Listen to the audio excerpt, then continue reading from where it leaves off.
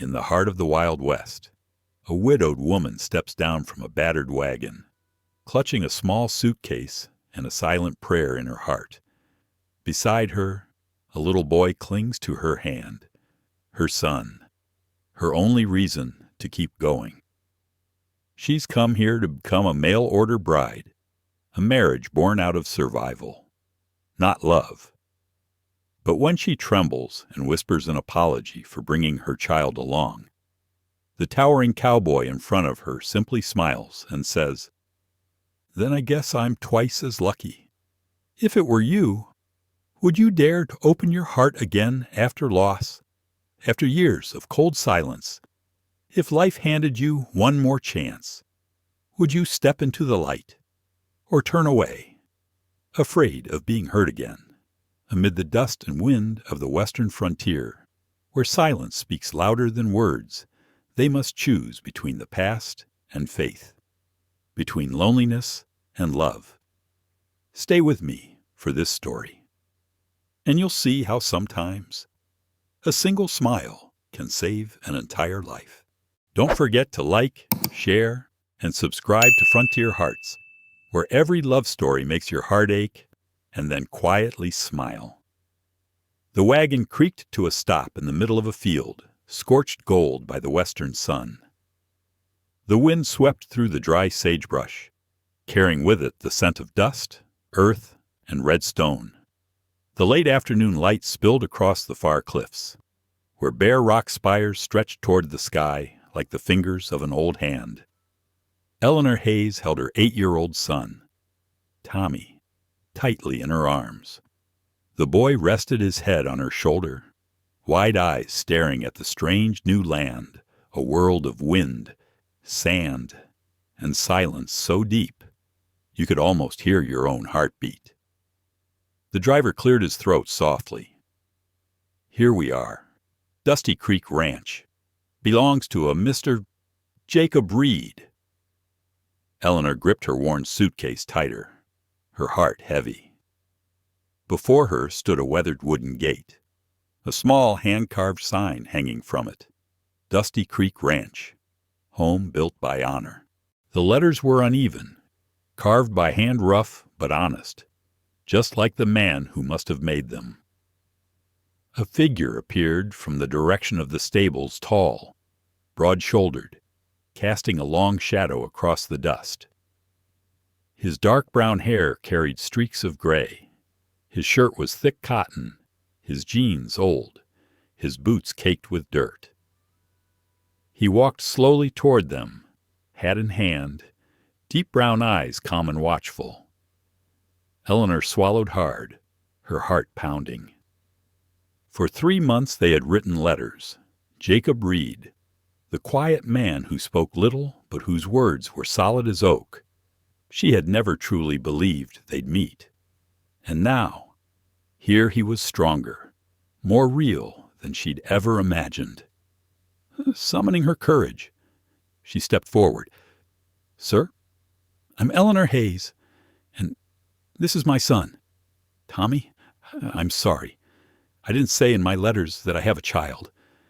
I was afraid you'd change your mind." Jacob stood still, the wind swirling dust around his boots. His eyes deep and still as an autumn lake gave nothing away. Then, slowly, his lips curved into the faintest, truest smile. His voice was low, warm, and rough as wood rubbing against wood. "Then I guess I'm twice as lucky." Eleanor froze. The simple words melted every fear inside her. She lowered her head, hiding the trembling smile that spread across her face. Tommy looked up, and for the first time all morning, there was no fear in his eyes. Jacob reached out and took the suitcase. "You and the boy must be tired. The house is up on the hill, half a mile from here. I'll fix up some beans and cornbread tonight. Hope you don't mind a plain supper." His voice was dry, steady, but something in his tone made Eleanor feel safe, like for the first time in years.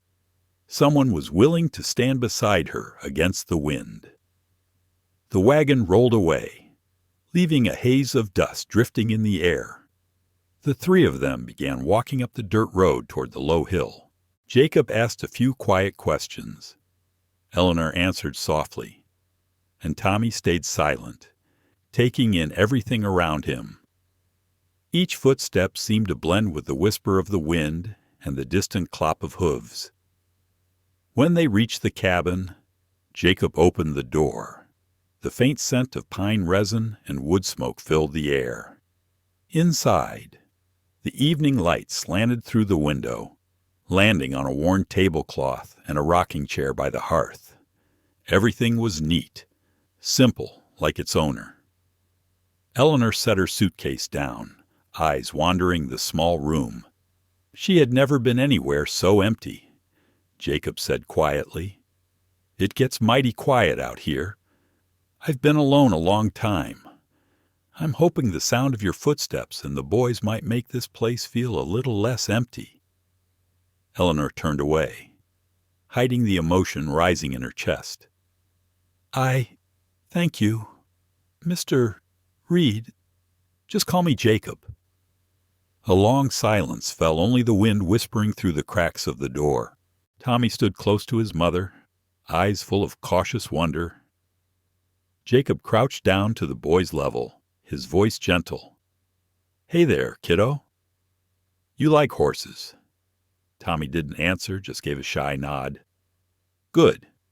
Tomorrow morning, we'll feed them together. Around here, food tastes better after a bit of work." The boy looked up and smiled just a little, but enough to make Eleanor's eyes sting.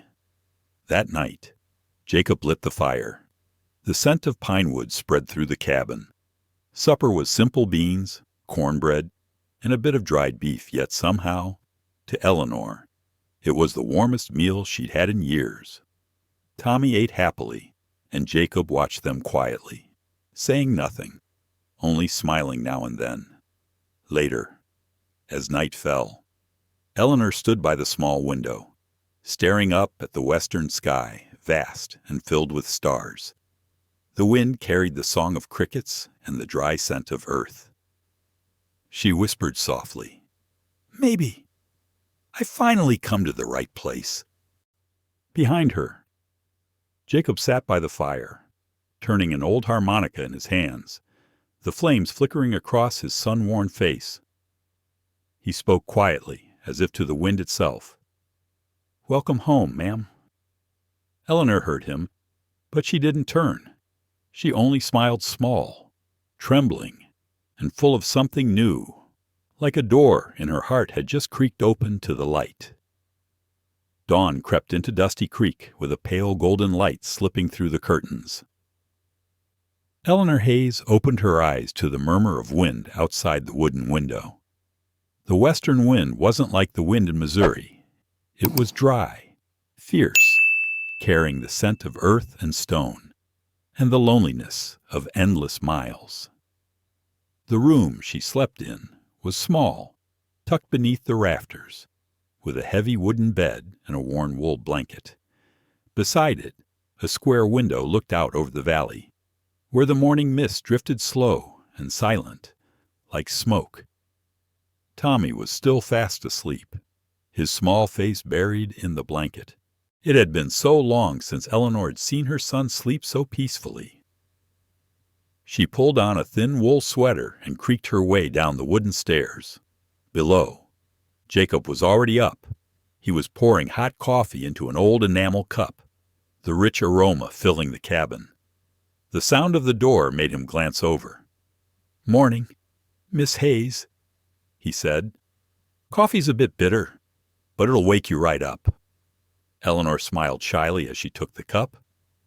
"In Missouri, I only drank tea, but maybe it's time I learned to start the day like a Westerner." Jacob sat down, folding his hands together. "Out here, the wind can blow everything away, even fear. Coffee helps a person stay steady." She laughed softly, her voice barely a whisper. "I'll remember that." Outside, the sun began to lift over the horizon, spilling light across the dry, golden fields that stretched all the way to the mountains. The cattle wandered toward the water trough, and the horses whinnied softly at the sight of their master. Jacob put on his coat, set his hat on his head, and paused at the door. "You and the boy stay inside. The wind's strong this morning." Eleanor watched his figure fade into the gusts. She poured herself more coffee, hands trembling, a small smile curling on her lips.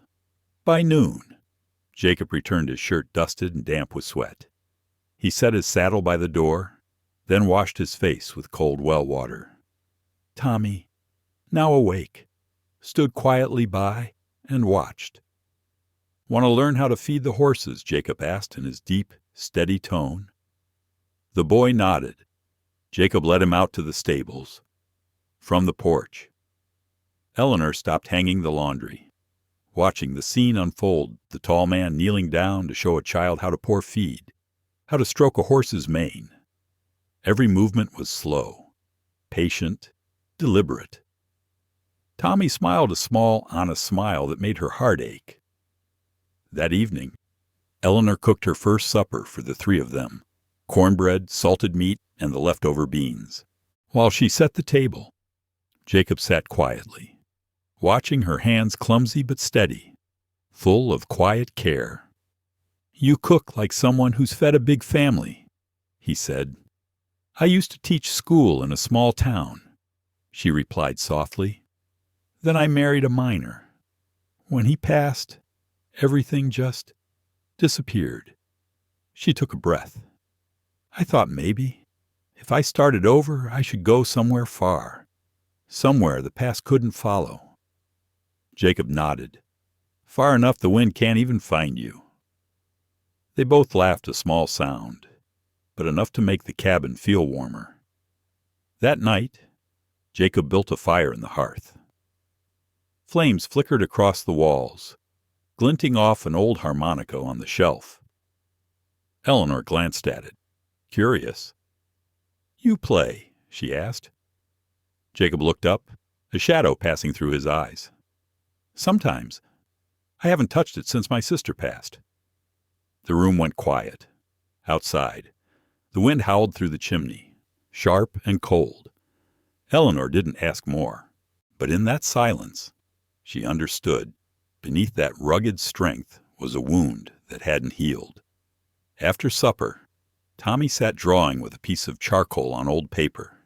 He drew a house, a horse, and a man standing beside it. Eleanor looked over. "Who's that?"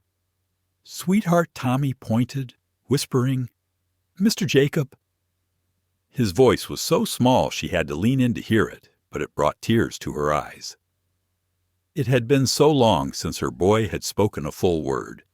Jacob saw it too, but said nothing. He only smiled, a quiet, warm smile that glowed like a small fire in the wind. That night, Eleanor couldn't sleep. She stepped out onto the porch, gazing across the valley of Dusty Creek. The wind still moved through everything, endless, untamed. Yet within its sound, she felt something new, something that felt like peace. Then, faintly, music rose from inside the cabin, the low, aching tune of a harmonica. Eleanor turned and saw Jacob by the window, firelight flickering across his face. The melody softened the weight of old sorrow, like the wind itself had turned into song. She asked quietly, "What's that song called?" Jacob paused for a beat. "Maggie's song. My sister's name. She died in a barn fire 3 years ago. I made it back in time, but couldn't save her. After that, I stopped talking to folks, till your letter showed up." He looked away, his gaze far and deep. "I figured maybe it was time to give someone a chance." Eleanor said nothing at first. The words wrapped around her heart like warmth. Then, quietly, her voice trembled. "I think maybe it's time for me, too. Outside. The wind gentled, as if bowing to two souls who had finally found each other in the wilderness. Jacob played the final note. It lingered, then faded into the night. Eleanor stood still for a long time, until the fire burned low and only the scent of pine resin filled the air. In the dark, she smiled, the first true smile since the day her husband died. The next morning, the wind still blew, but it no longer felt cold. She stepped outside and watched Jacob and Tommy sweeping out the stable, their quiet voices carrying on the breeze. And for the first time, she noticed something the house that had long stood silent now had the sound of life in it. She lifted her gaze to the vast valley of Dusty Creek, bathed in morning sun. Out there, between wind and light, something fragile was beginning to take root, a chance, a home, a new kind of faith. The Wyoming sun rose earlier than Eleanor Hayes expected. When she opened the door, the sky was clear as glass, and the wind carried the scent of sunburnt grass. In the distance came the lowing of cattle, the clatter of ropes, the crow of roosters, and the steady footsteps of Jacob Reed moving around the stables. Life at Dusty Creek began to find its rhythm. Each morning, Eleanor rose early to cook breakfast, sweep the floors, and hang laundry on the line strung across the porch. Tommy helped by carrying buckets from the well, his small hands trembling, but determined, and Jacob always stood behind him, silent, watchful. Once, Eleanor caught sight of Jacob adjusting the handle of Tommy's bucket, his large hand completely covering the boys. The morning light slanted across the porch, wrapping them both in gold like a painting come to life. She pressed her lips together, feeling something soft and far away.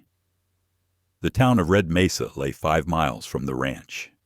Every weekend, Jacob rode there to buy salt, sugar, and ammunition. Eleanor had never gone with him until one day.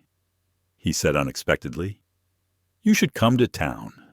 Get some cloth. Maybe something for Tommy to read." "Books?" she asked, surprised. "Yeah. A kid ought to have words in his head, not just dust on his boots." The remark made her smile. The three of them climbed into the wagon, wheels creaking over stretches of dry prairie. The road was long, the sun fierce, but the wind smelled of freedom. Tommy sat between them, watching hawks circle high above the open sky. Red Mesa appeared by midday, a row of weathered wooden buildings, a small church, and a saloon along the main road. People stopped what they were doing when Jacob rode in. He wasn't a man of many words, but everyone knew him, the man who had saved a ranch from burning, who had carried his sister's body out of the ashes, respected, yet feared. Eleanor could feel their eyes. A few women offered polite smiles. One man muttered something that made the others chuckle. She lowered her gaze and quickened her steps. Jacob walked beside her, calm as ever, his voice low. "People here fear what they don't understand. Pay it no mind," she replied softly. "I'm used to it. Back in Missouri, it was the same." He glanced at her, a hint of surprise in his eyes. "You're more like this land than you think, tough as it comes." The general store sold everything from bullets to sewing thread. Eleanor picked out a few rolls of fabric, an old Bible, and a small book titled The Adventures of Tom Sawyer. Tommy clutched it to his chest, eyes glowing. He didn't speak, just held the book like it was treasure. Jacob laid money on the counter and nodded at the shopkeeper. "Add a sack of coffee and some salt." "Hank." Hank nodded. "Sure. Heard it's dry out by your place." "Jacob, if you want water, I can lend you a pipe from Earl McCready's lake if you're willing to part with that strip of land by the creek." Jacob's voice dropped cold, like the first wind of winter. I don't sell my land." The store went quiet. Eleanor didn't grasp it all, but she could feel the tension in the air. As they left, Hank muttered to someone behind the counter, "Dusty Creek will dry up sooner or later." On the ride back, the wind picked up. The wagon rocked, red dust swirling around them. Tommy held his book tight, and Eleanor looked over at Jacob. His face had hardened, a deep furrow between his brows. "Who's Earl Macready?" she asked. Jacob's gaze stayed on the horizon. "Owns the land north of here. Used to be a friend back in the war. Now he controls most of the water around these parts. Cross him, and he shuts the dam. Lets your fields go dry. You're not afraid." He gave a faint, dry smile. "I used to fear losing people. Land's just land. But once I've promised to keep it, I'll keep it."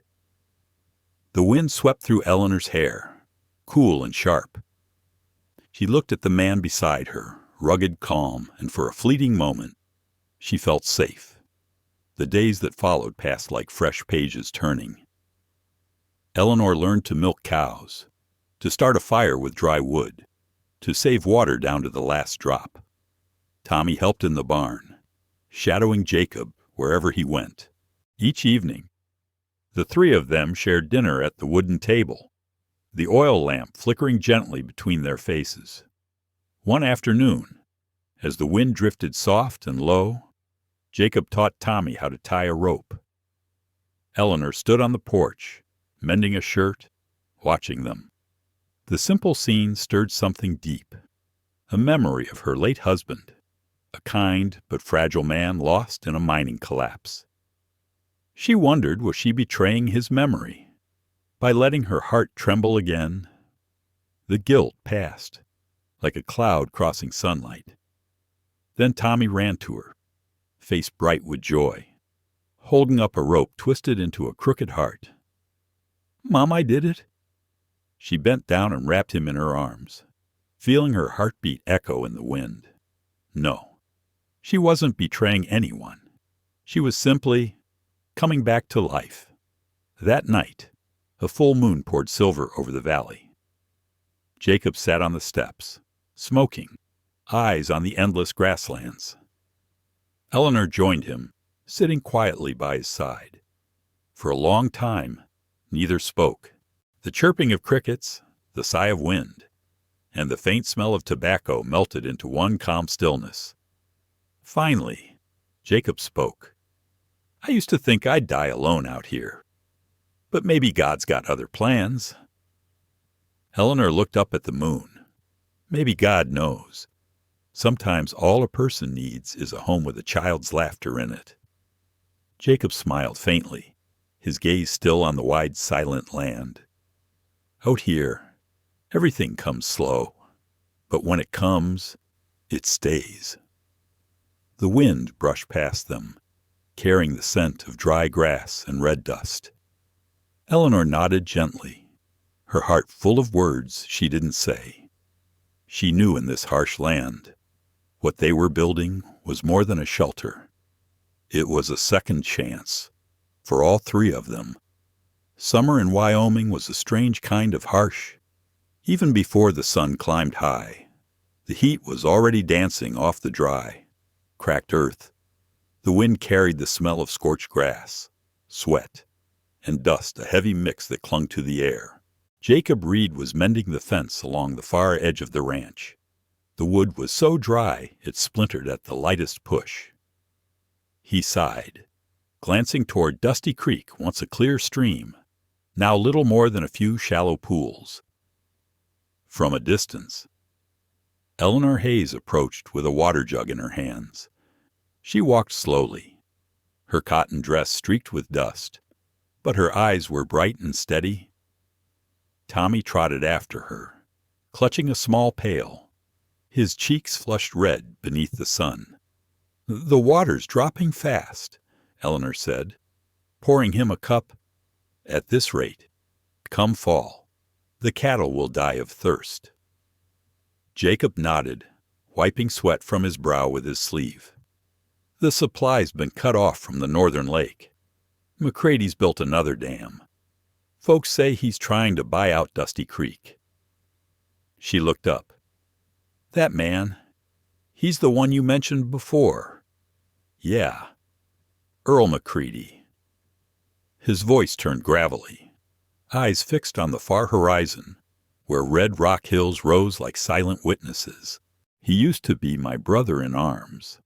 But war ended, and he changed. Money and power, they turned men into something else."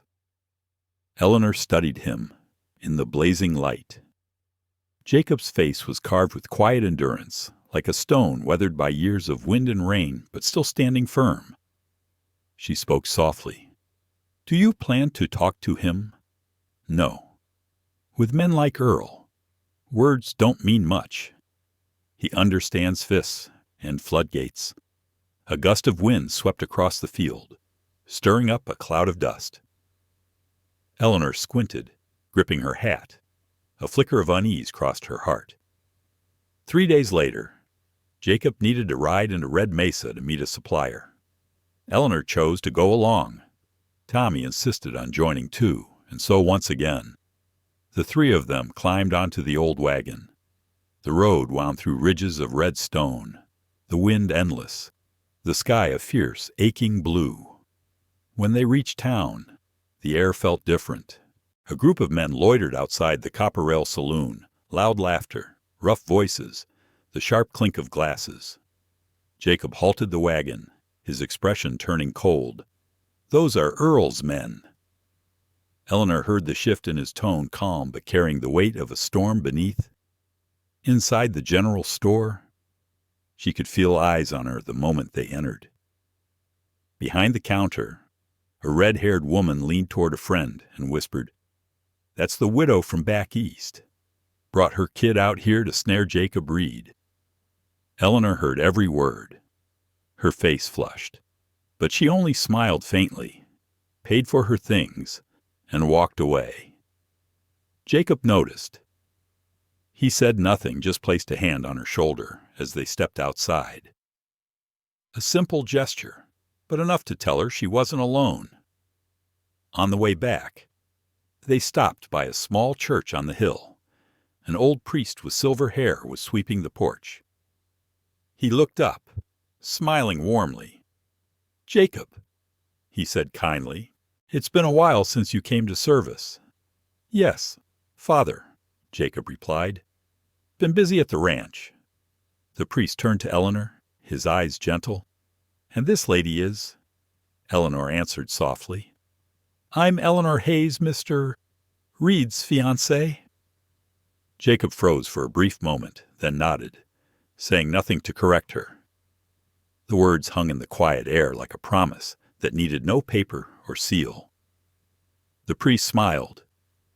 "May the Lord bless your family." On the ride home, Jacob said nothing.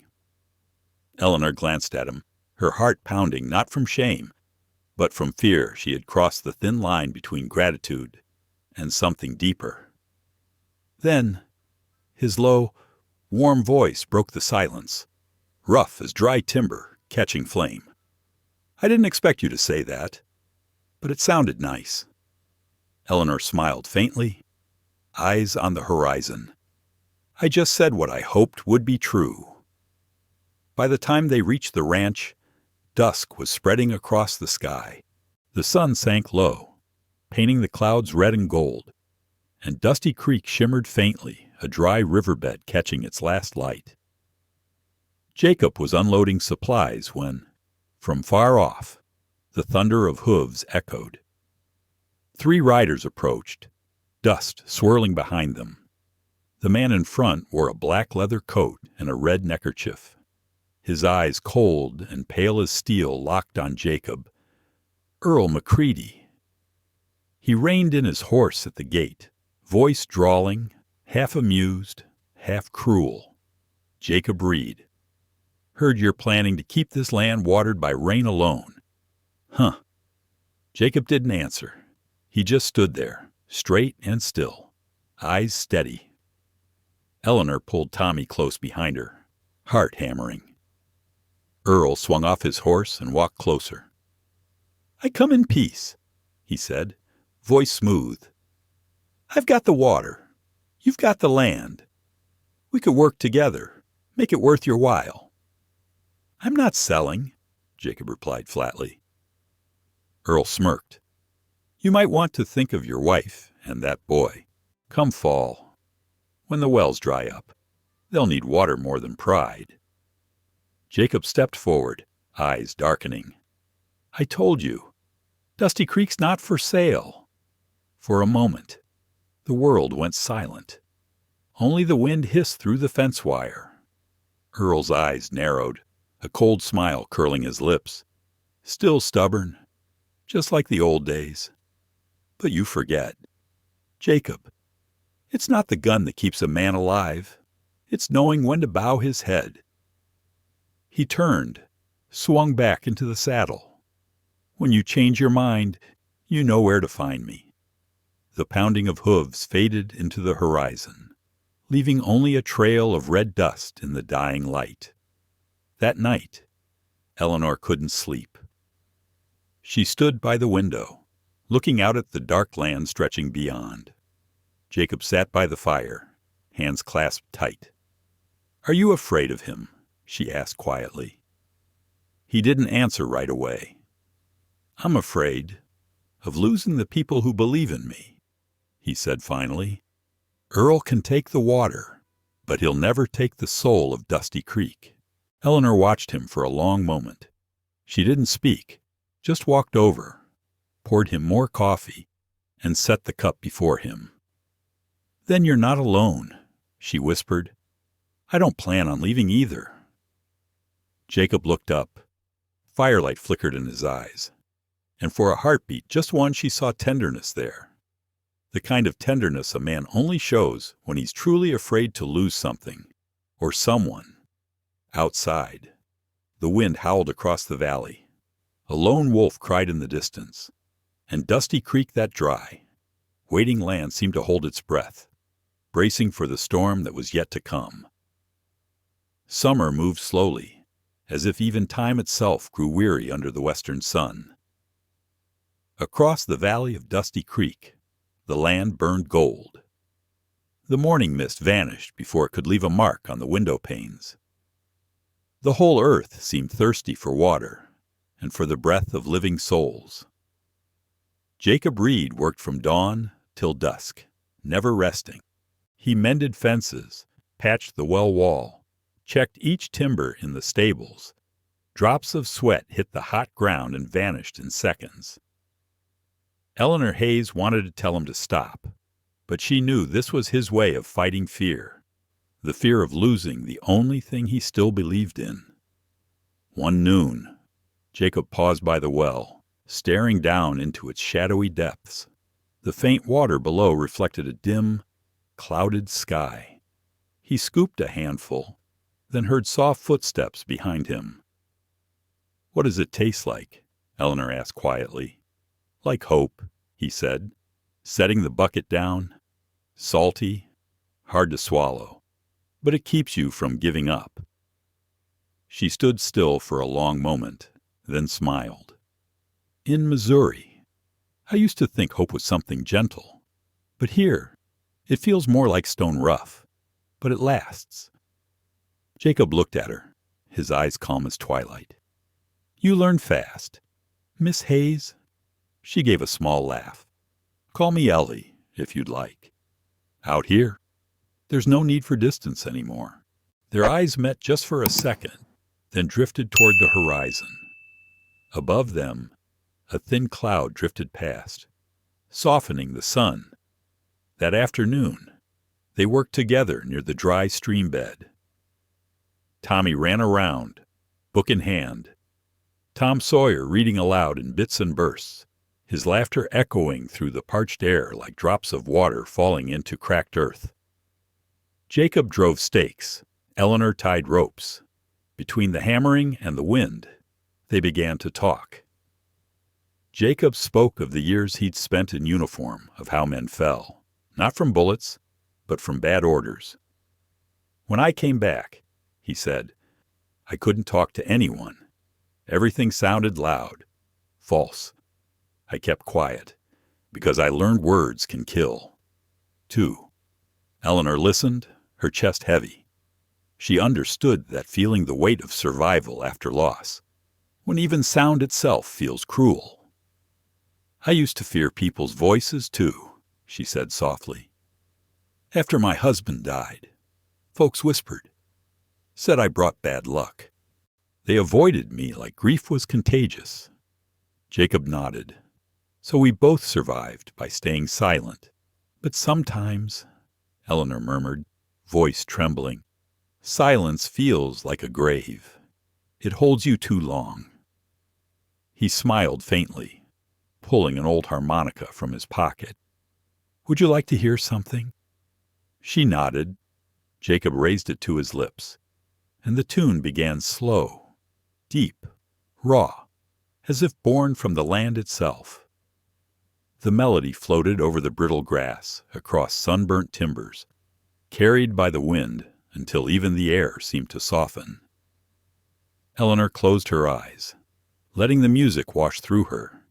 Each note felt like a memory being rinsed clean. She didn't speak, but when she opened her eyes, they shimmered with tears. Jacob's voice was low.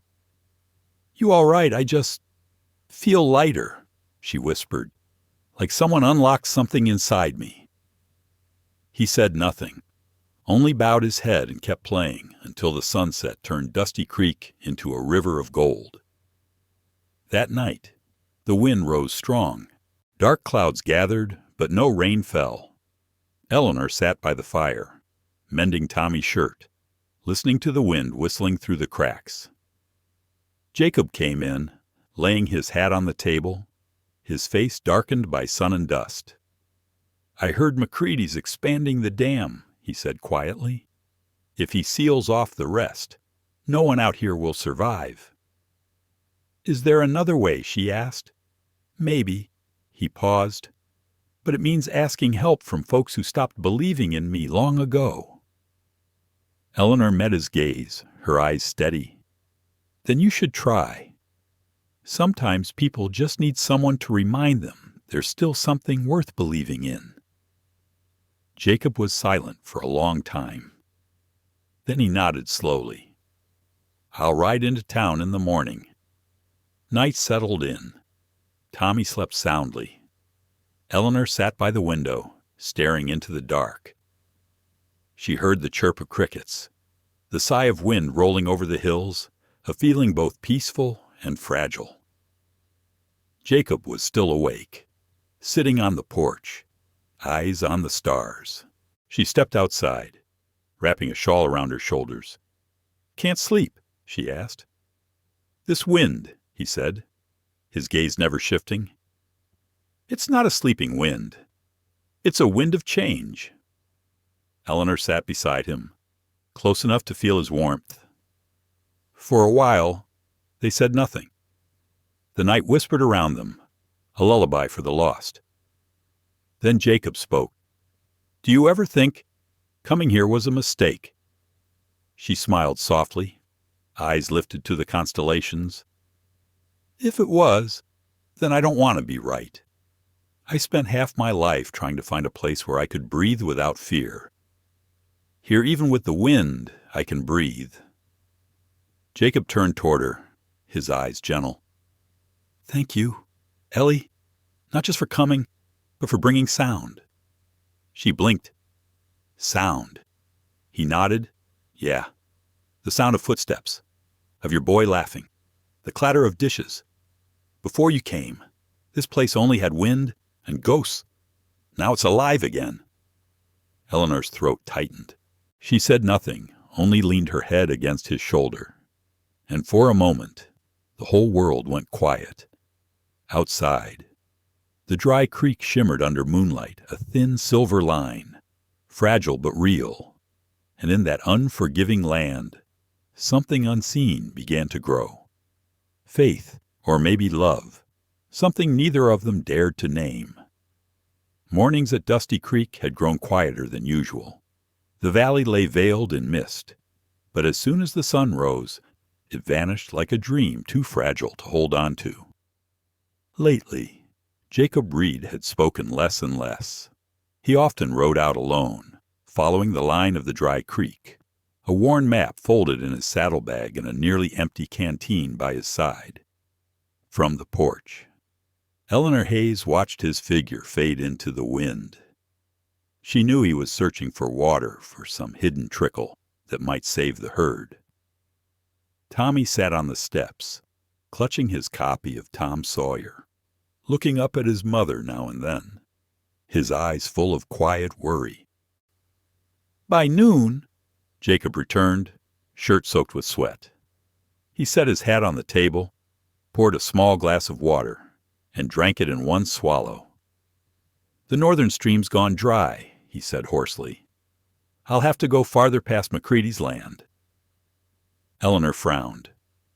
Aren't you afraid? Jacob shook his head, his eyes steady as stone.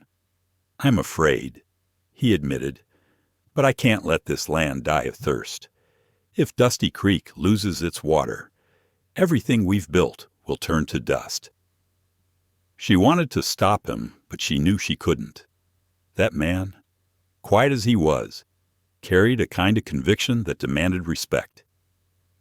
That afternoon, he mounted his horse and said only one thing.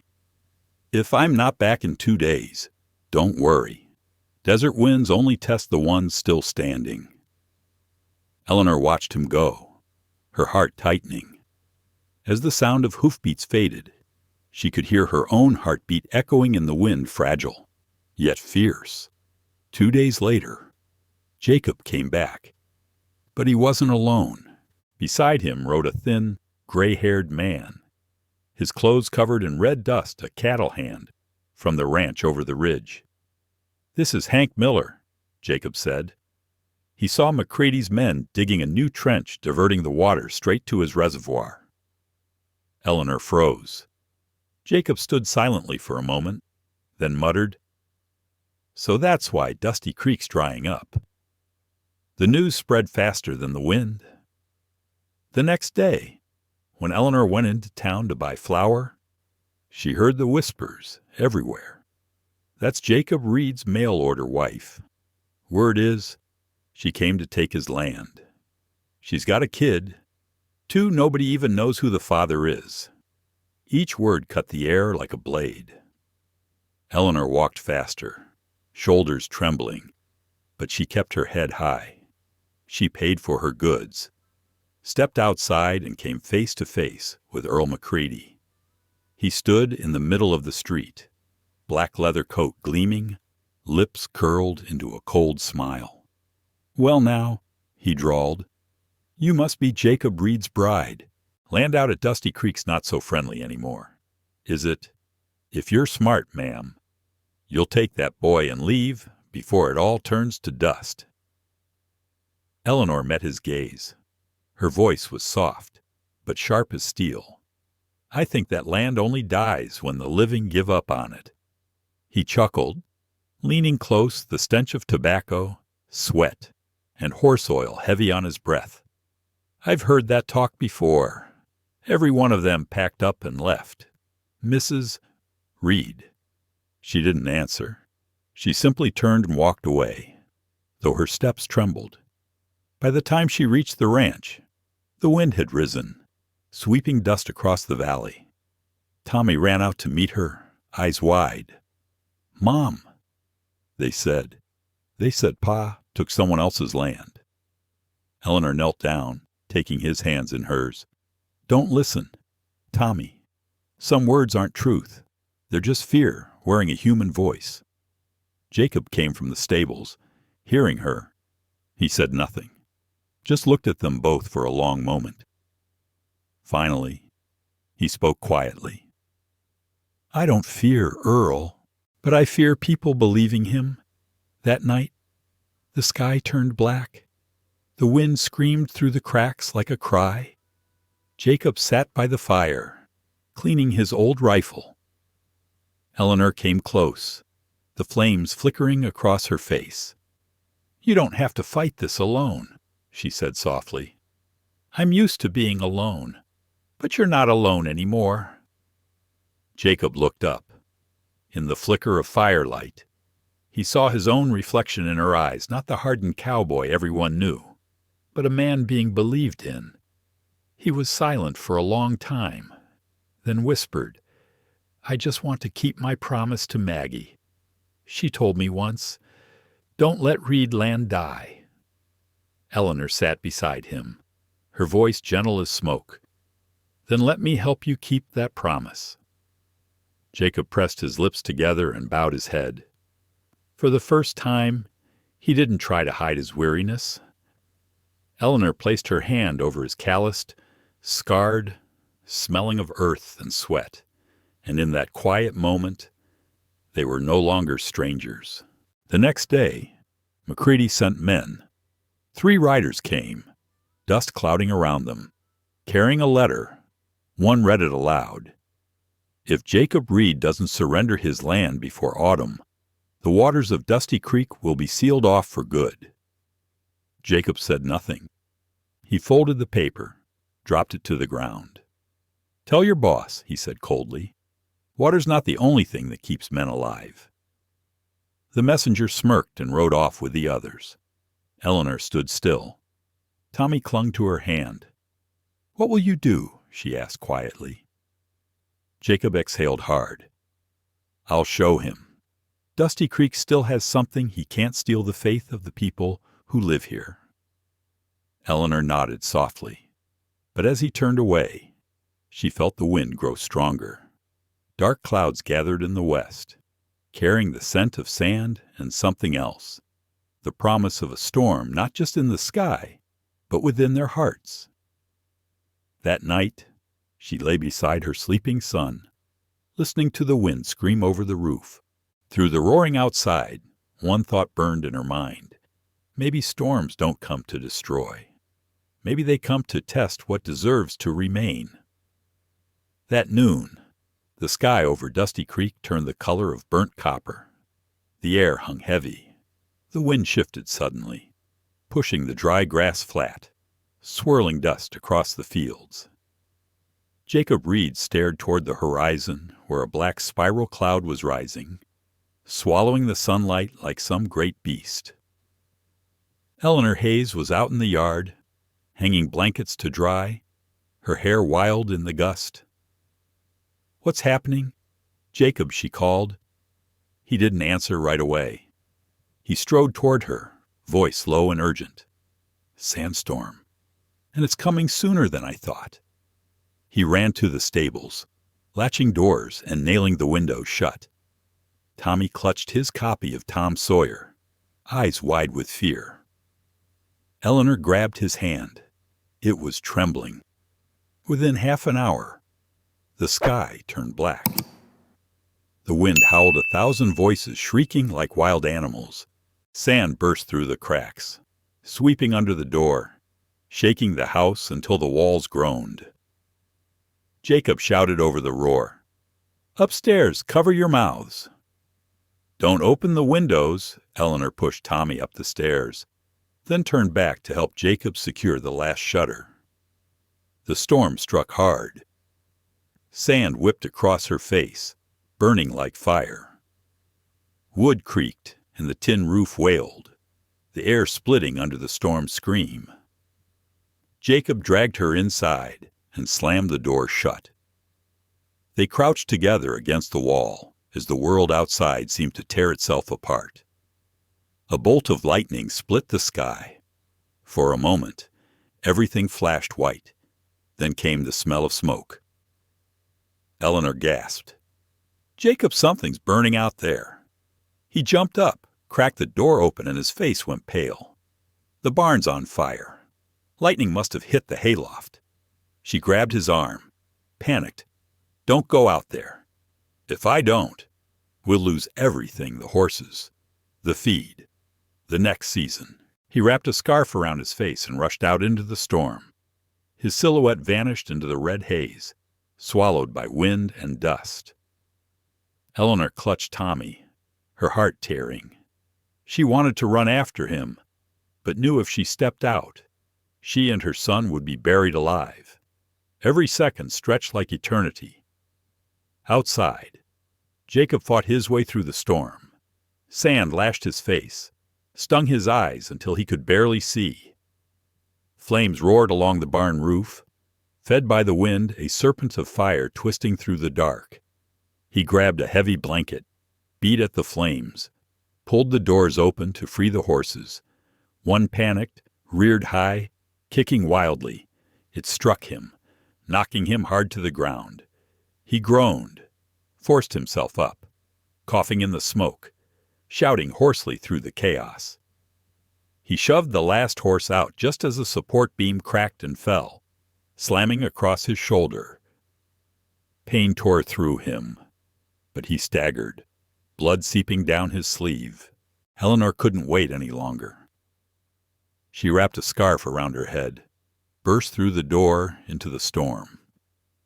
Tommy screamed behind her. "Mom, don't go." The wind tore at her clothes, sand slicing her skin. She ran blind through the dust, heart pounding like a drum. Through the flames she saw Jacob collapse amid the smoke. "Jacob," she screamed, her voice ripped away by the wind.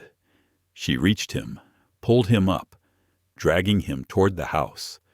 Behind them, the barn burned bright as hellfire, the red glow carving their faces from the darkness as they stumbled home, coughing, choking, alive. When the door slammed shut behind them, they both fell to the floor. Jacob gasped for breath, shoulder torn open, the smell of blood and smoke thick around them. Eleanor pressed a shaking hand to his chest. "You're breathing. Thank God." Tommy threw his arms around him, tears streaking down his dusty cheeks. Jacob managed a faint smile, his lips stained red.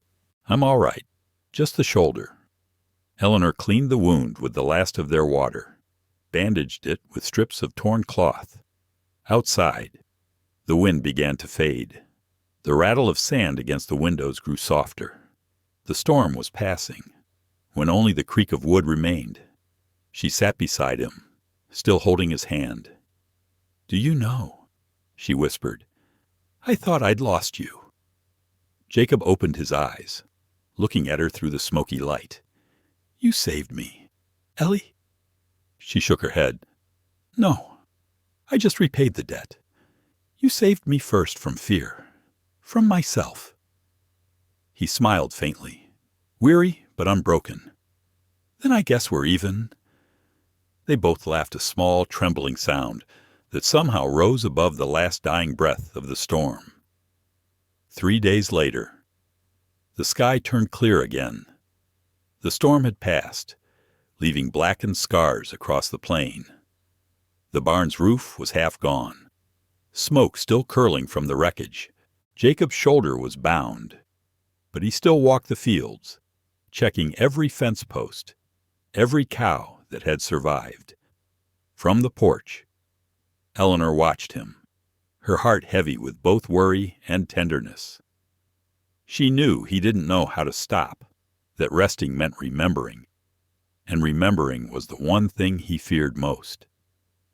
That evening, as the sun bled red over the hills, Jacob sat down, harmonica in hand. Eleanor brought him a bowl of hot stew. He accepted it, but didn't eat right away. "I heard McCrady's blaming me for the fire," he said quietly. Eleanor sighed. "Let them talk. People always need someone to blame when the wind blows the wrong way." He looked up at her. "But if they believe him, they'll come. The sheriff's on McCrady's side. He won't stop at threats." Eleanor placed her hand on his uninjured shoulder, her gaze steady. "Then we stand our ground. You don't just have this land. Jacob, you have us."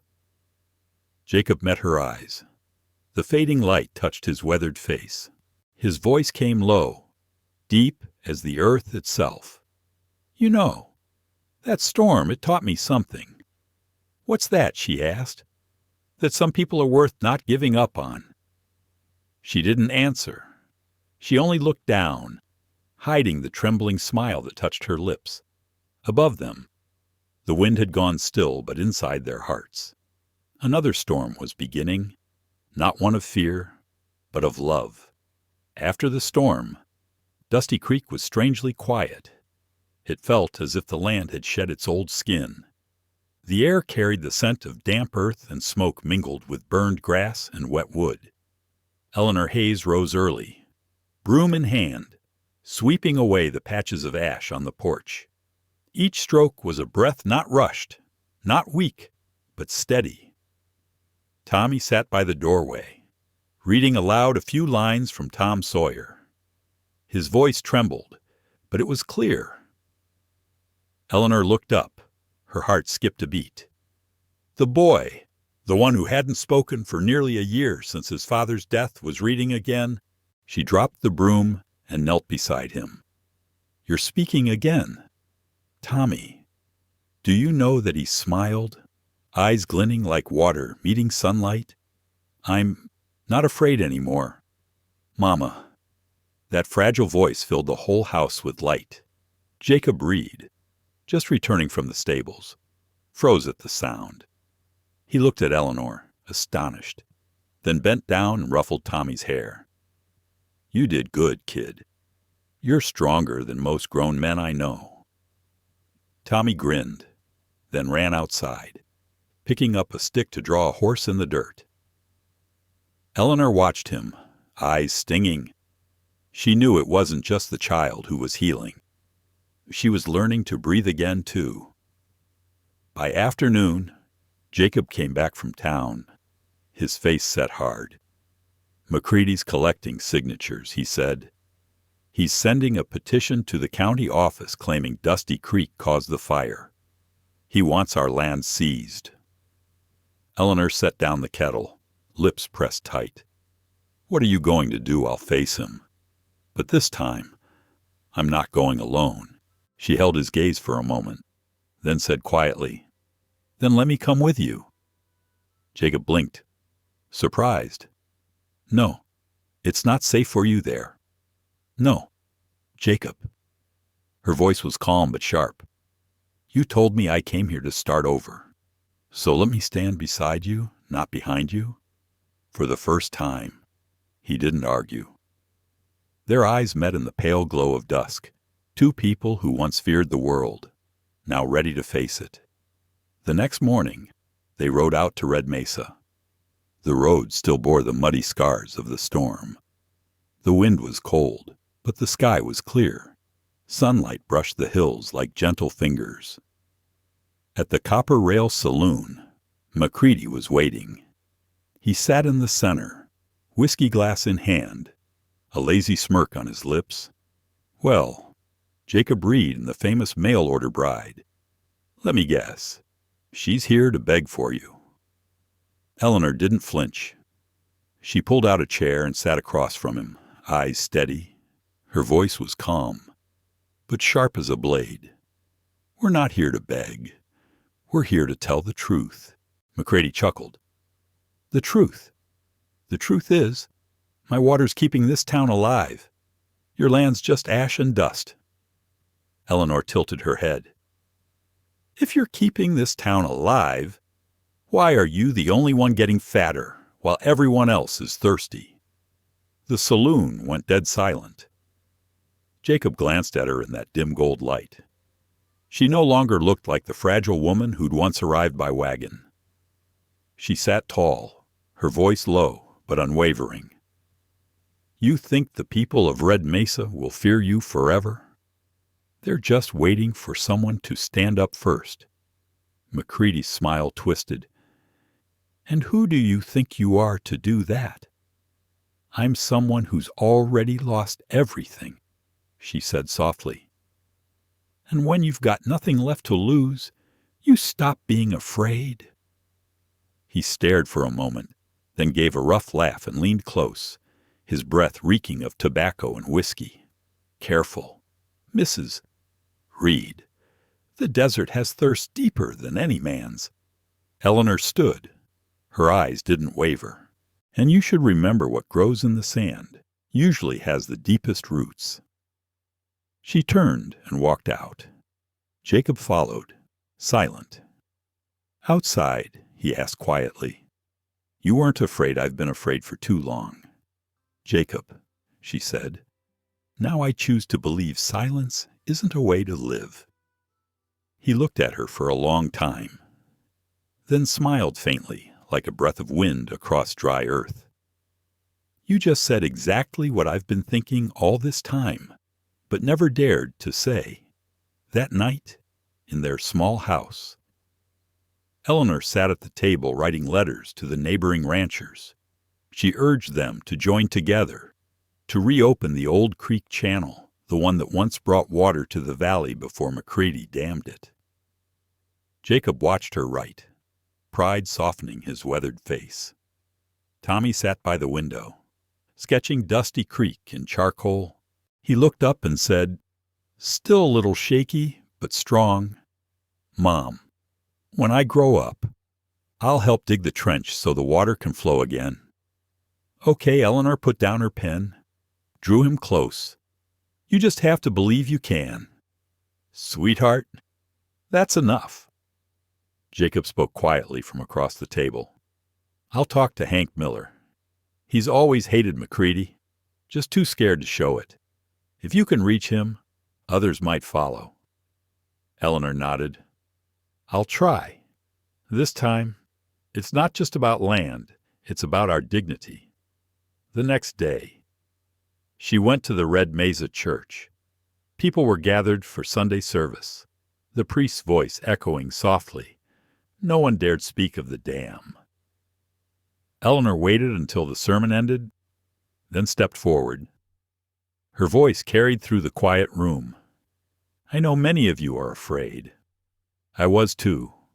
But if we keep our heads down, tomorrow there'll be no water left to pray for."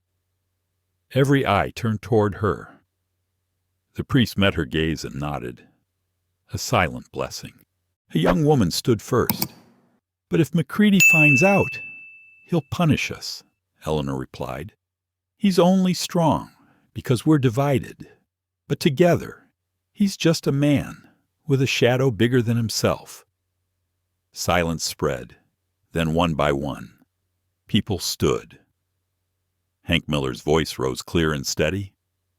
"I'm in. I owe Jacob from the war. Time to pay that debt." Other voices joined his, not loud, but sure, like trickles of water gathering into a stream. Eleanor smiled.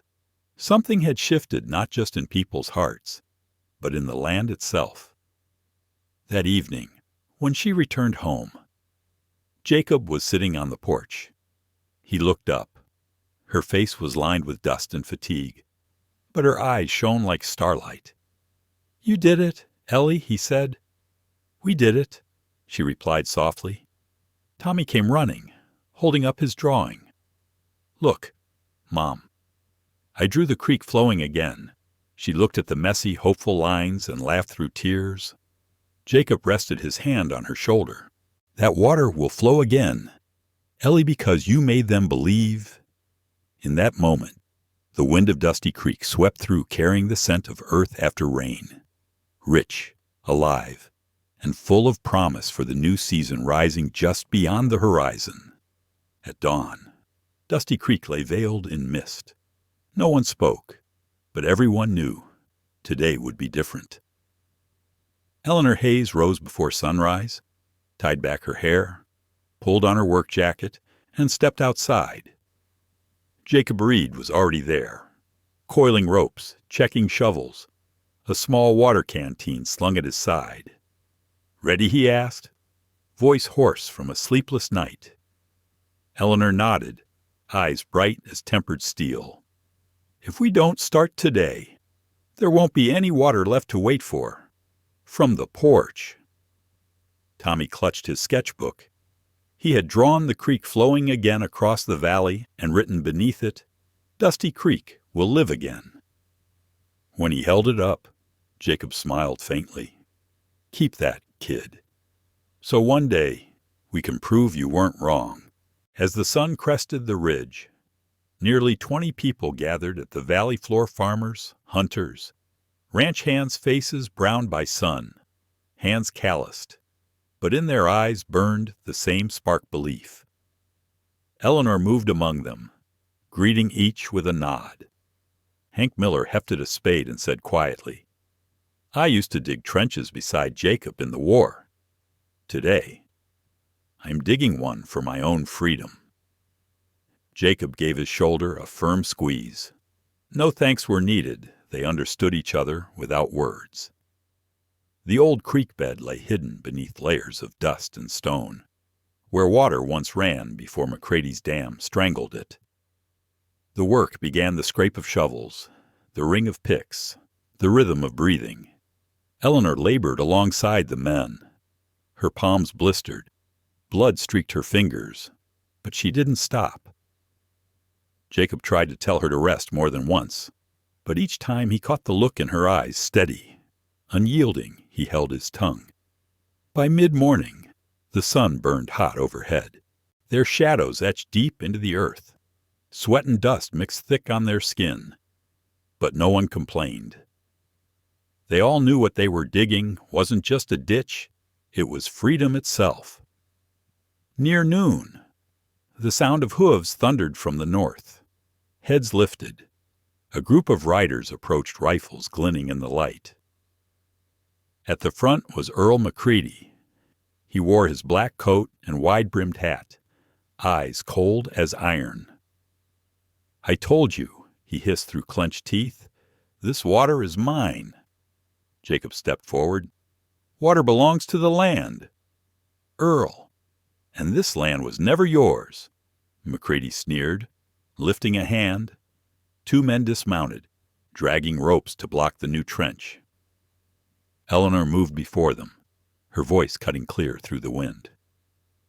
"If you want to stop this stream, you'll have to go through me first." Hank Miller rose beside her, shovel in hand. Others followed one by one, until a wall of weathered faces stood firm against the riders. No one spoke. Dozens of eyes fixed on McCready, not with fear, but with resolve. He faltered. He hadn't expected these same people, the ones who used to look away in town, to stand shoulder to shoulder before him now. "You think you can beat me?" he snarled. Jacob's voice was calm, deep. "We don't need to beat you. We just need to stand." The air stretched taut as a drawn bow. A gust swept through, swirling dust around them, from the hill behind. Eleanor caught sight of Tommy standing tall, clutching his sketchbook tight, face streaked with dirt but dry-eyed. And in that instant, she knew they had already won. Not with guns, but with courage. McCready's jaw tightened. "Fine," he spat. "When this creek runs dry again, we'll see who saves you then." He wheeled his horse and rode off, his men following in a storm of red dust. The echo of hooves faded, but no one moved. All eyes turned back to the trench. Jacob plunged his shovel into the ground. "Keep going," he said quietly, and they did. When the sun began to sink, a shout broke from the far end of the ditch. "Water's coming!" A thin trickle seeped through the cracked rock, clear as glass, spreading, widening. Cries of joy rose up across the valley. Tommy raced barefoot through the mud, laughter ringing. Eleanor dropped to her knees, scooping the water in her hands. It was cool, sweet, alive. Jacob watched, his face streaked with dirt and sweat, eyes shining wet. He knelt, touched the stream, and whispered, "Welcome home, Dusty Creek." Eleanor looked at him, tears spilling down her cheeks. "You did it, Jacob." He shook his head gently. "No, Ellie, we did." Around them, laughter and shouts filled the air, the sound of rebirth. In the setting sun, the water glimmered like a ribbon of silver, fragile, but full of life. That night, Dusty Creek blazed with firelight. People gathered around a great bonfire baking bread, singing, telling stories. Jacob sat beside Eleanor, shoulders still bandaged, but eyes alight. Tommy slept in her lap, peaceful. Even Father O'Neill from Red Mesa came, carrying a small bottle of whiskey. He raised it high, voice carrying into the night tonight. We've seen a miracle, not the kind from heaven, but the kind that comes from the hearts of men. Silence fell. Then the crowd lifted their cups in unison. Eleanor turned to Jacob, smiling softly. You see, the water finally chose the right side. Jacob's answer was quiet, warm as the fire between them. Water always finds its way to where the true heart beats. Eleanor leaned her head on his shoulder. Firelight danced across her hair, glowing like the last light of sunset. Maybe, she whispered, this is where our real beginning starts. Jacob took her hand, rough, steady, alive. A beginning, he said, and a promise. That night, Dusty Creek was no longer silent. The creek murmured softly, mingling with songs, laughter, and the steady rhythm of human hearts, the first music of a new season. 3 days after the water returned, Dusty Creek was alive again. Grass began to green along the banks. Cattle roamed early across the fields, and the sound of running water wove itself into every dream. Eleanor Hayes rose at dawn, opened the door, and breathed in the damp air rich with the scent of earth.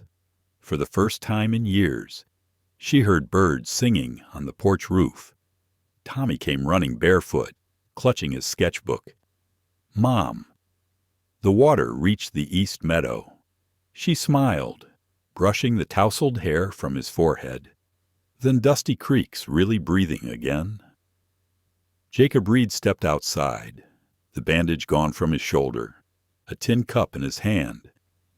He sat on the porch steps, watching sunlight dance on the rippling stream. I used to think I'd die on this dry land, he said softly. But maybe I was wrong. Eleanor looked at him, her smile gentle. Sometimes the driest thing isn't the land, it's the heart. When people start to believe again, everything grows. Jacob nodded silently, his gaze drifting toward the red ridge beyond Tall, still, but heavy with threat. That afternoon, smoke rose from the north. Hank Miller galloped in, his face streaked with dust. McCready set fire to the dam, he said breathlessly. He swears if the creek keeps flowing through his land, he'll burn it all. Jacob clenched his fists. He can't do that. Hank, he can, and he's bought the sheriff. They're heading this way. Eleanor froze. She turned to Jacob, eyes wide with fear. What do we do? Hold the land, he said, voice low and steady. If he comes, I'll talk to him myself. Alone, she asked, gripping his hand. No, not this time. You're not facing him alone. Jacob stared at her for a long moment. In the fading light, her face was lined with dust and determination, eyes burning like lanterns in the wind. Ellie, he murmured, you know I don't want you in danger. I've lived half my life in fear. Jacob, you can't stop me from living the rest of it. He looked at her, then nodded slowly. Then we go together. Night fell like spilled ink. The wind carried the scent of smoke and ash. Tommy sat inside, holding the small barn cat, his eyes wet. Mom, you'll come back. Right. Eleanor knelt, cupping his cheek. I promise. I'm just going to talk. When the full moon rises, you'll see me home. Jacob placed a hand on the boy's shoulder. You're the man of the house now. Tommy, keep that lantern burning for us. Okay. The boy nodded, tears glimmering in the dim light. They stepped out, leaving the door slightly ajar, a narrow beam of golden lamplight trailing behind them into the dark. McCready waited at the top of the ridge, 2 armed men beside him. The fire from the dam lit his face, making his eyes burn cruel and hollow. "I told you, Jacob," he barked, "that water belongs to me." Jacob stepped forward. "Calm as ever. Water doesn't belong to anyone. Earl, it runs where it's needed, same as freedom." Freedom, McCready laughed, a bitter rasp. "The price of freedom is blood. Jacob, you should remember that." Eleanor stepped forward beside him. "If blood has to be spilled," she said clearly, "then at least it won't be for greed." McCready's eyes narrowed. "You've got a sharp tongue. Mrs. Reed. Shame words can't stop bullets." A shot cracked through the night, dry and sharp. Eleanor screamed as Jacob shoved her aside. The bullet grazed his shoulder, ripping through cloth and flesh. McCready lifted his hand. "Finish it?" But before his men could fire, Hank Miller appeared from the darkness, and behind him, the people of Red Mesa.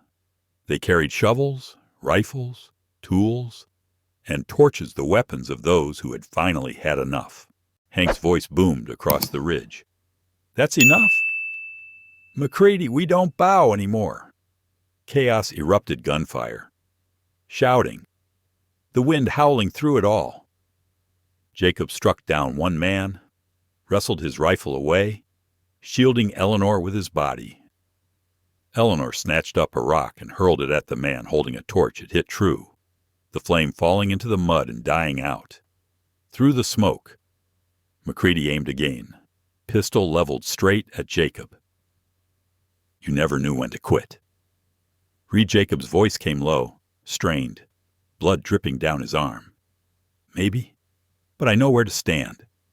McCready fired, but Hank lunged, knocking his arm aside. The shot went wild, tearing through Jacob's leg instead. He went down hard. Eleanor screamed, catching him before he fell. "Jacob, stay with me."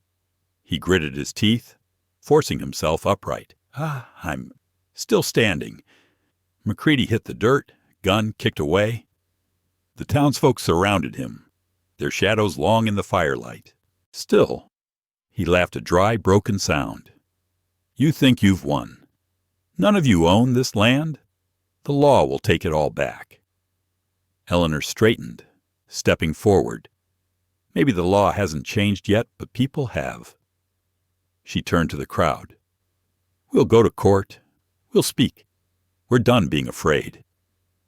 A murmur spread, growing into a roar of voices, strong, defiant, unstoppable.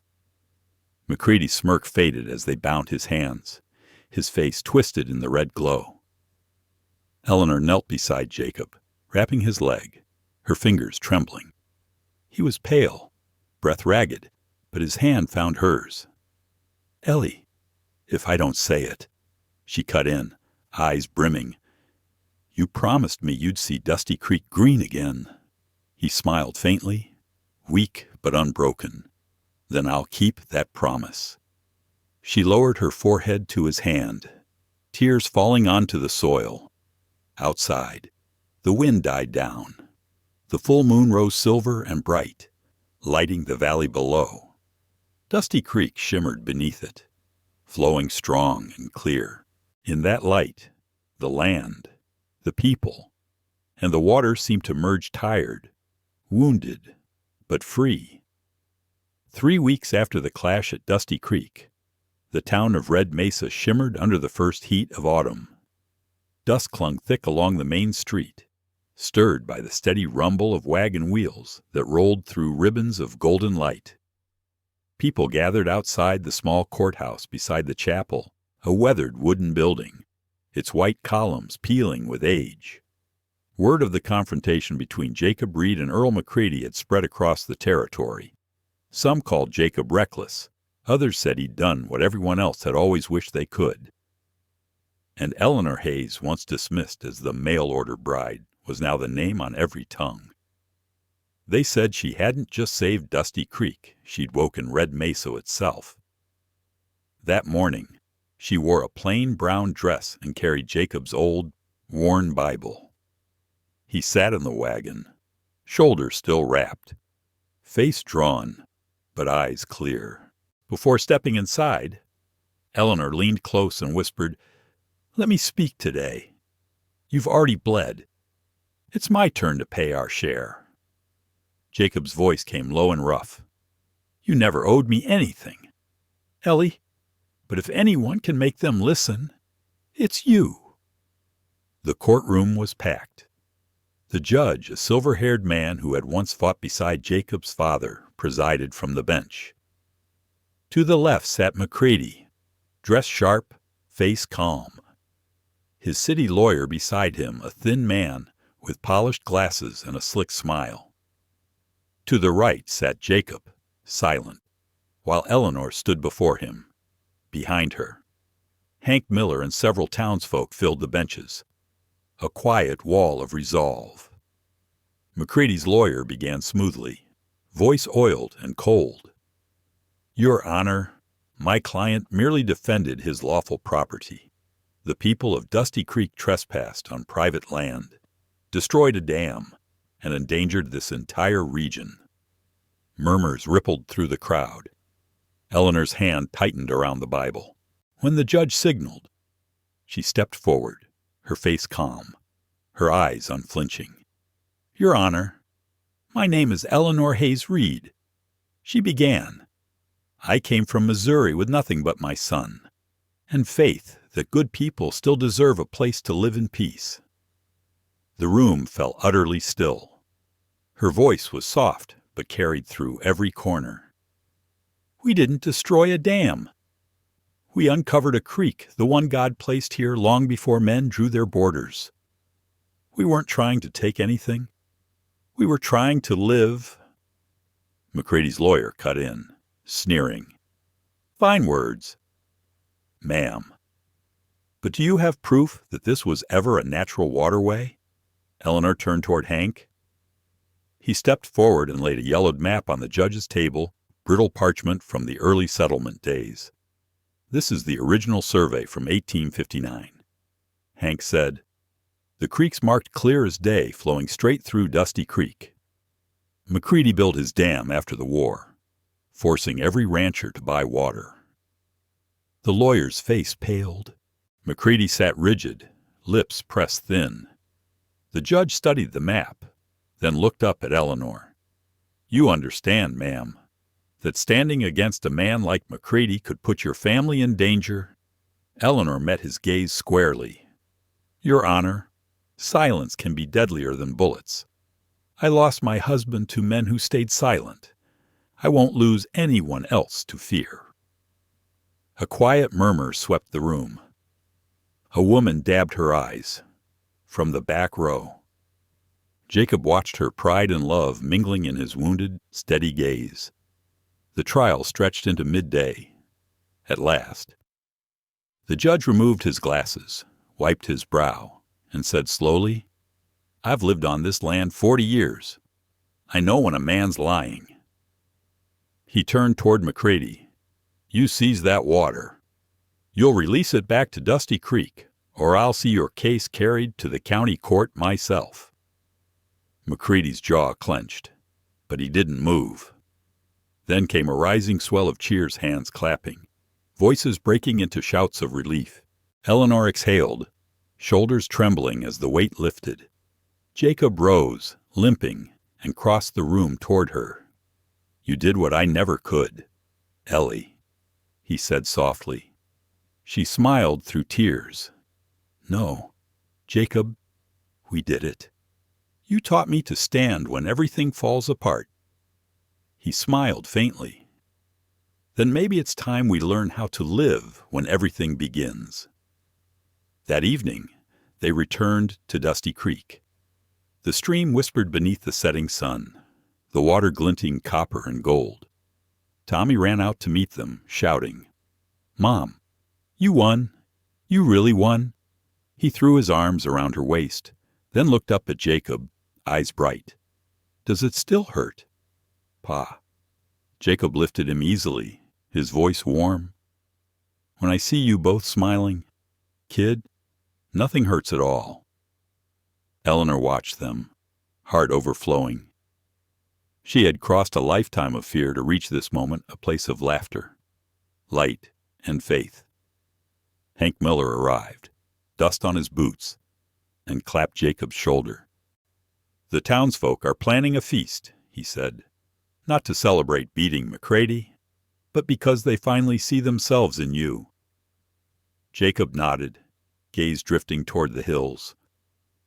"I just hope no one else ever has to bleed for water again," Eleanor said quietly.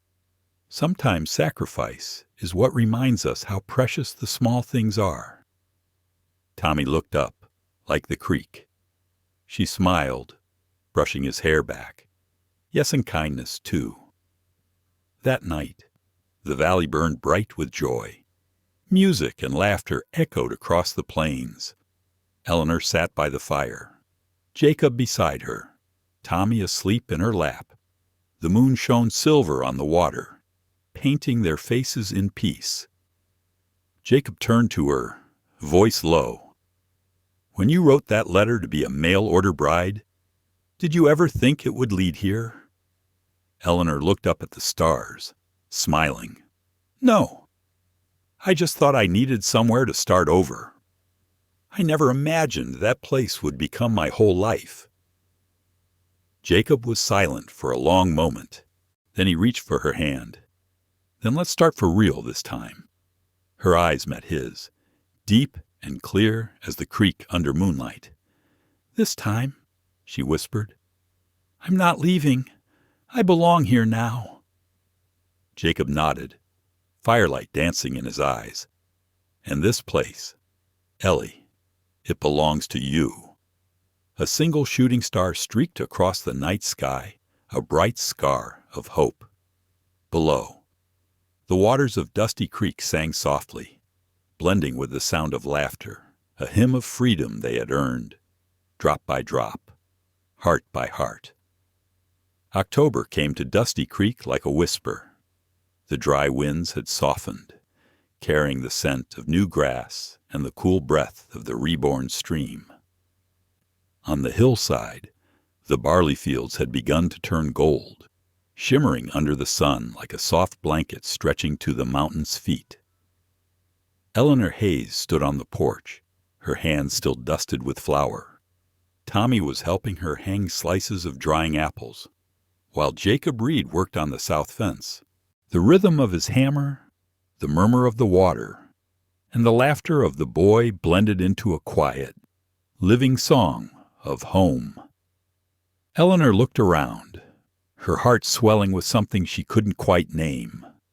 A year ago, she'd been a lost woman in a rattling wagon, a child in her arms, fear in her chest, and no clear destination. Now, Dusty Creek was home, not because of the roof or the land, but because here, there was waiting, warmth, and belonging.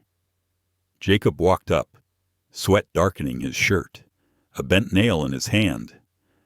"This fence is as stubborn as I am," he muttered with a grin. "No matter how many times I hit it, it won't straighten." Eleanor smiled, handing him a cup of water. "Maybe it doesn't need to be perfect. Jacob, maybe it just needs to stand." He looked at her, his eyes soft. "Like you, Ellie." She flushed and turned away, trying to hide a smile. "From the porch roof." Tommy burst out laughing. "Pa just called you a fence." "Ma." Jacob laughed. Eleanor tried to look stern. "If you don't wash those hands, young man, there'll be no apple pie tonight." Their laughter carried far, drifting on the warm afternoon air. By evening, Jacob led his horse up the hill that overlooked the valley. Eleanor followed, basket of fresh bread and pie in hand. When they reached the ridge, the sun was tipping westward, casting the land in hues of copper and honey. They sat on a broad rock, silent for a long while. Jacob finally spoke, his voice rough, almost tender. "I used to think Dusty Creek would die, not just the land, but me too. But you made it live again." Eleanor watched the stream glitter in the dusk light. "I used to think love was over for me," she said softly. "But then a man told me once, water always flows where the true heart beats." Jacob smiled, his hand reaching for hers. "So tell me, Ellie, where does your heart flow now?" She met his gaze, her eyes reflecting the soft, earthy gold of the plains. "Here," she whispered, "in Dusty Creek, and with you." He said nothing, just squeezed her hand, firm and certain, the silent promise of a Western man who meant every word he never spoke. That night, they returned home under a rising moon. Tommy sat on the porch, cradling Jacob's old harmonica, puffing out a shy, halting tune. Eleanor smiled. "Where did you learn that Pa taught me?" the boy said proudly. "He said music helps you remember that everything's got rhythm, even silence." Jacob chuckled, sitting beside him. "I only showed him a few notes. Kid's got more talent than I ever did." The three of them listened the fragile melody carrying into the quiet night. Inside, the lamplight glowed warm across the old photograph of Eleanor's late husband. She gazed at it for a moment, then turned to Jacob. What she felt wasn't betrayal, it was continuity. One story ending, so another could begin gentler, deeper, full of peace. Jacob's voice came rough, low. "I don't want to take anyone's place. Ellie, I just want to help keep what's still good." She reached for his hand. "You're not replacing anything, Jacob. You're bringing it back to life. Outside." The wind carried the scent of ripe apples and wood smoke. The sky stretched endless and bright with stars, as if the whole valley were watching their quiet promise. The next morning, Tommy ran to her with a gift. It was a small wooden box he'd built himself. Inside lay a smooth river stone, carved with uneven letters. "Dusty Creek, where we began again." Eleanor pulled him close. "My boy's growing up." Tommy grinned. "I just wrote what Pa said. Mom, he told me, where there's water, people, and love that's home." She looked toward Jacob out by the corral, sunlight warming his back, and a slow, tender smile rose on her lips. She realized it wasn't Dusty Creek that had changed them, it was they who had changed Dusty Creek. That afternoon, the townsfolk gathered for the autumn festival at the church. They brought pies, cider, and old songs that hadn't been sung in years. Eleanor and Jacob stood hand in hand amid the crowd. Hank Miller raised his mug high. To Dusty Creek, to those who dared to dream, and to the love that made us stand again. Cheers broke out. Jacob looked around, eyes glowing as he watched the faces of people, once afraid now laughing beneath strings of lantern light. Eleanor leaned close. "Did you ever think all this began with a letter?" Jacob smiled. A letter, and a woman brave enough to believe in it. They turned toward the valley. The moonlight lay across the creek, glinting silver through the grass. Their shadows stretched long, merging into one, and in the passing wind, Eleanor heard it a soft whisper from the land itself, warm and kind. "Thank you for coming home." She held Jacob's hand tighter. "Jacob, do you think we finally found peace?"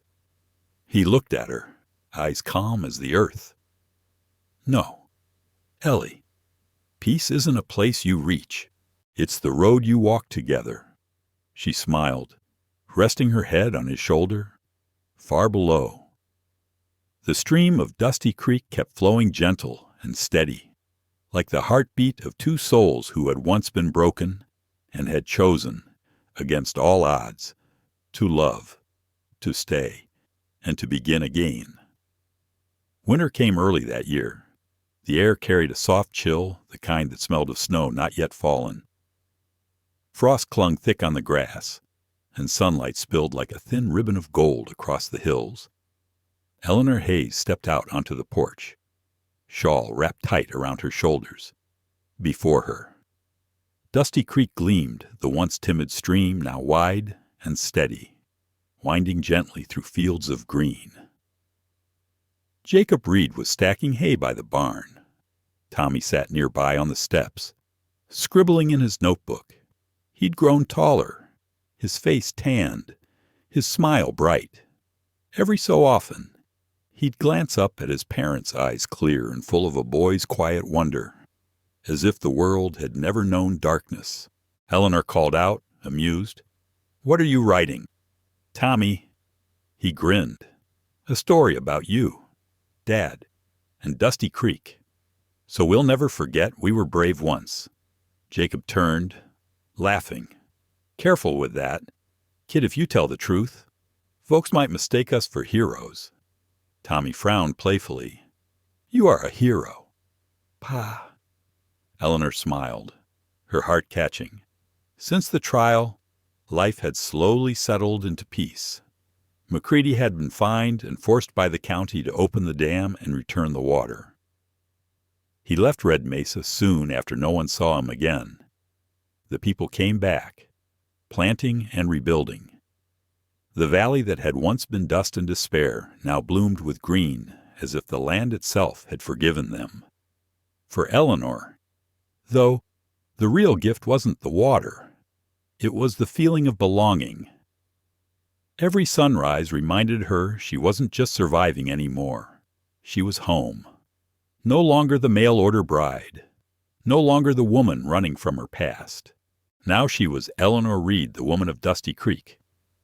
That afternoon, Jacob called her down to the stables. He said he had a small surprise. When she arrived, the barn doors were open. Inside stood a chestnut mare, sleek and bright under the sunlight. A soft woolen saddle blanket rested on her back, embroidered with the name Ellie. Eleanor laughed, touching the horse's mane. "Jacob, what on earth?" He shrugged, half smiling. "I figured it's time you had your own horse, so you can ride wherever you want, whenever you want." She tilted her head. "And you're not afraid I might ride away?" Jacob paused, then said quietly, "If someone truly belongs somewhere, even if they go far, their heart stays behind." Eleanor looked at him, eyes shining, voice trembling. "Thank you, Jacob." "No need," he said softly. "I just wanted to see you free." She smiled, tears glinting. "I've been free ever since the day you told me you were twice lucky." Jacob chuckled. "I didn't know then how lucky I'd really be." They stood together, the water murmuring nearby, wind carrying the scent of hay and wood smoke. That evening, they sat for dinner. Tommy proudly read the opening lines of his story aloud. Once, there was a mother and her son looking for a home. They didn't know it waited for them at the end of the wind and sun where a man was waiting, though he didn't know it yet. Eleanor's eyes softened. Jacob nodded. "You've got the start of something good, son, but I don't know how it ends," Tommy said earnestly. "What should I write?" Eleanor glanced at Jacob, a smile tugging at her lips. "Maybe the ending," she said gently, "is when you realize that home isn't where you go, it's where you choose to stay." Tommy thought for a moment, then grinned. "I get it now." Jacob raised his glass of apple cider, clinking it softly against Eleanor's. "To those who stayed," he said, "and to what's worth staying for." A few days later, the first snow fell. Dusty Creek turned white and quiet, but not cold. Smoke curled from chimneys across the valley. Inside, Eleanor and Jacob built a fire while Tommy played outside, shaping a snowman, topping it with Jacob's old cowboy hat. Eleanor looked out through the frosted window, murmuring, "Do you ever think all this? Everything we have began with just one letter." Jacob smiled, eyes on the flames. Sometimes God answers through long roads. She turned to him. And you, will you ever write to anyone again? He shook his head. No need. The one I was waiting for already wrote to me. Eleanor smiled softly and rested her head on his shoulder. The fire cracked. Light flickered over their faces, warm, still, and prayerful. Outside, snow deepened. Tommy burst in, breathless. "Mapa." The creek's covered in snow. It's beautiful. They stepped outside. The valley shimmered, white and pure, the water beneath the ice glistening faintly in the pale sun. "It's peaceful," Eleanor whispered. Jacob placed a hand on her shoulder. "Peace is what waits for those who walk through the storm." She looked at him, then at their son playing in the snow, and she knew, finally, that every loss, every road, every fear had led here. Jacob knelt, tracing words with his finger across the snow-dusty creek. Forever. Eleanor placed her hand over his, smiling. And under this western sky, she said softly, "We promise never to let this place run dry again. Not the land, not our hearts." Jacob met her gaze, sunlight catching in his eyes. "I promise." The wind sighed through the valley, whispering between the pines, rustling the frozen grass. They stood there, 3 figures against the white expanse, surrounded by silence vast and sacred. Above them, the winter sun broke through the clouds, glowing over the words in the snow, Dusty Creek, forever. And there, beneath the wide western sky, their story ended not in goodbye, but in the beginning of something eternal. The story, mail-order bride apologized for bringing her son. But the giant cowboy rancher just smiled and said, is more than a western romance. It's the journey of 2 broken souls daring to believe once more. Eleanor and Jacob remind us that healing doesn't come from forgetting pain, but from allowing love to grow through the cracks it left behind. In a world that changes every day, people still long for a place to call home, a place where they can be themselves, be accepted, and be loved, scars and all. Every age carries its unhealed wounds, but it's never too late to begin again. If you've ever lost faith, remember this peace isn't the absence of storms, but the presence of someone who stands beside you through them. Thank you for joining us for today's story. If it touched your heart, please like, share, and subscribe to Frontier Hearts, where we continue the journey to find timeless love across the wide and endless West.